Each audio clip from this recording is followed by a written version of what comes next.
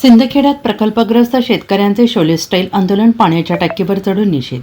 सिंदखेडा तालुक्यातील विखरण येथील महाराष्ट्र राज्य वीज निर्मिती कंपनी आणि टाटा पॉवर सोलर कंपनीच्या मनमानी आणि खोट्या धोरणांच्या विरोधात तसेच विविध मागण्यांच्या पूर्ततेसाठी विखरण परिसरातील प्रकल्पग्रस्त शेतकरी कुटुंबातील सदस्यांनी पाण्याच्या टाकीवर चढून शोले स्टाईल लाक्षणिक आंदोलन सुरू केलं आहे.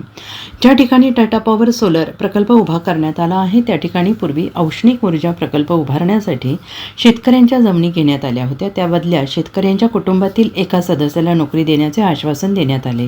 मात्र आजपर्यंत संबंधित कंपनीकडून कोणतीही पूर्तता करण्यात आलेली नाही.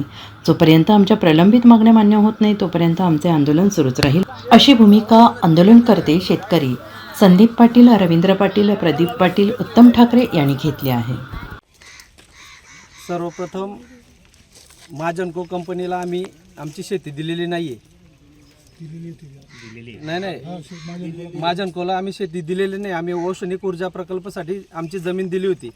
आम्हाला नोकरीचं आम्ही दाखवलं होतं. आम्हाला प्रत्येक सातबाऱ्यामधले सगळे जे वारस असतील त्यांना एक एक माणसाला नोकरी मिळणार होती.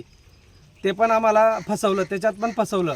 परत आमच्या शेतीत काम करत असताना पोलिसांचा वापर करून ही जी कंपनी कुठली टाटा कंपनीला आम्ही जमीन दिलीच नाही आहे.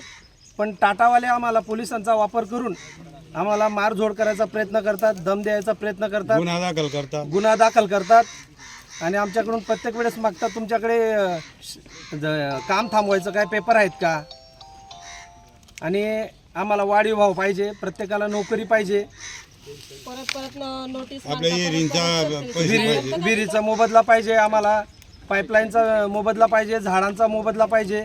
या सगळ्या मागण्या आमच्या मान्य झाल्या पाहिजे. पाईपलाईनचा पाहिजे, नाहीतर आम्ही आंदोलन स्थगित करणार नाही, थांबवणार नाही. आणि जो बोलला का त्याला उचलून गाडी टाकताना घेऊन पोलिसांचा वापर हा केलाच नको पाहिजे.